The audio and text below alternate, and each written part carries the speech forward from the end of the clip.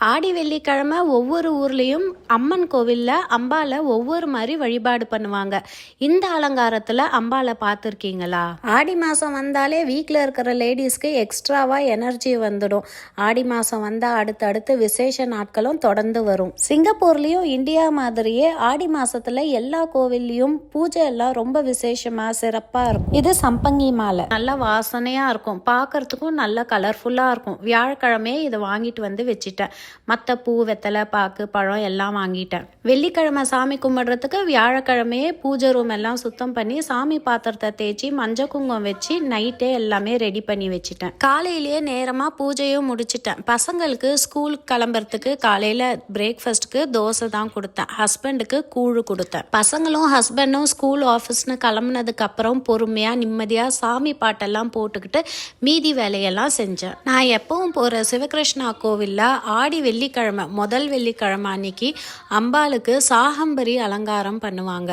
நிறைய காய்கறி, பழங்களை வச்சு இந்த அலங்காரம், சாகம்பரி அலங்காரம் ரொம்ப அழகாக பண்ணுவாங்க. பார்க்கறதுக்கே அம்மன் அவ்வளோ அழகாக கண்கொள்ளா காட்சியாக இருக்கும். ஒவ்வொரு ஊர்லேயும் ஒவ்வொரு அம்மன் கோவிலில் கூழ் ஊற்றுறது, பொங்கல் வைக்கிறது, மாவிளக்கு போடுறதுன்னு ஆடி வெள்ளிக்கிழமை ஒவ்வொரு மாதிரி வழிபாடு பண்ணுவாங்க. இந்த கோவிலில் பார்த்திங்கன்னா இது மாதிரி சாகம்பரி அலங்காரம் பண்ணுவாங்க. அதுக்கு பக்தர்கள், பொதுமக்கள் முன்னாடியே லிஸ்ட்டு கொடுப்பாங்க. அதில் யார் யார் என்னென்ன காய்கறிகள் எல்லாம் வாங்கி கொடுக்குறோம் அப்படின்றது புக்கிங் பண்ணிக்கலாம். நாங்களும் வருஷம் ஏதாவது காய்கறி, பழம் வாங்கி கொடுப்போம். இந்த வருஷமும் எனக்கு ஒரு சிறிய பாகியம் கிடைச்சது.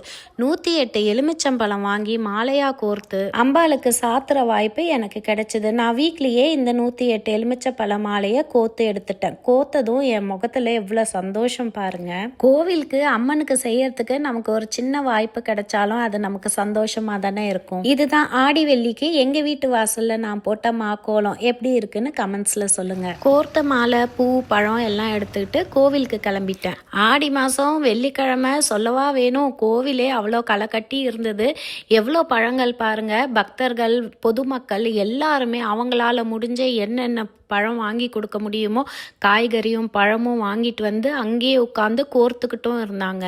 வெளிநாட்டில் இருந்தாலும் சிங்கப்பூரில் இருக்கிறதுனால நமக்கு இந்தியா மாதிரியே ஒரு ஃபீல் வரும். லேடிஸ் எல்லாம் ஒன்று சேர்ந்து இது மாதிரி ஒரு வழிபாடு பண்ணும்போது நமக்கு ரொம்பவே சந்தோஷமாக இருக்கும். எல்லா அம்மன் கோவில்லையும் இது மாதிரி சாகம்பரி அலங்காரம் பண்ணுவாங்களான்னு எனக்கு தெரியல. உங்கள் வீட்டு பக்கத்தில் இருக்கிற அம்மன் கோவிலில் விசேஷமாக என்ன வழிபாடு பண்ணுவாங்க ஆடி வெள்ளிக்கிழமையில் அப்படின்றத கமெண்ட்ஸில் சொல்லுங்கள். சாயந்தரம் கோவிலுக்கு போயிருந்தேன். இந்த அலங்காரம் ரொம்ப அழகாக இருந்தது. இந்த அலங்காரம் நான் தனியாகவே ஒரு வீடியோவாக போடுறேன், கண்டிப்பாக பாருங்கள். பாய்.